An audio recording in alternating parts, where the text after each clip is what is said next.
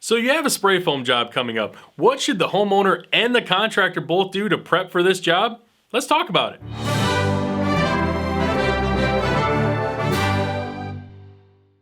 Welcome to Foam University. Today we're going to talk about how contractors and homeowners should prep for a spray foam project. Before we get too deep into that, please go below, make that thumbs up button blue. It really helps me out.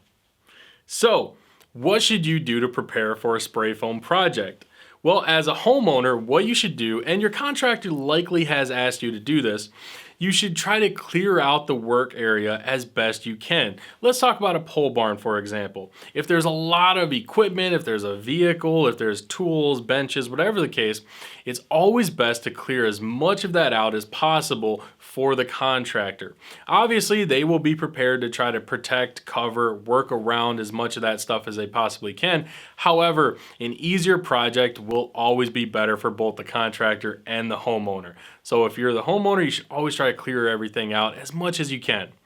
Now, if you are the contractor, in this scenario, you should be prepared with equipment and manpower to do some of those things that the homeowner maybe couldn't or didn't understand to do. Keep in mind that homeowner does not do this job every day. You may be the only spray foam experience they will ever have, whereas you do this day in and day out.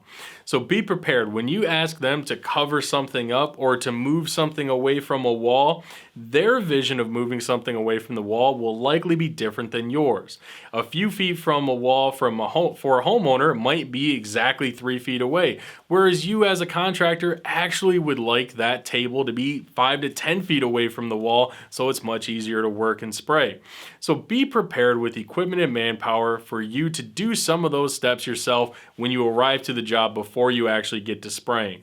As sprayers, we all know the prep is impossible to determine until you actually get doing it, so prepare yourself. Now, the last thing, and this goes for both the contractor and the homeowner, what you guys should both do is go over the scope of work with one another. Make sure you are both on the same page, what's being done, the material that's used, the time frame that it will be done in. Be sure that both of you have a clear understanding what is going to happen. And along those lines, also, make sure you have the conversation of payment arrangements before you show up to actually install the job. It's always an awkward conversation as a contractor telling a homeowner that you expect payment once you're done, when the homeowner was expecting to get an invoice instead of having to hand over a check or some sort of payment at the end of the install day. It's always better to have that conversation up front so that no one's confused or embarrassed the day of the install.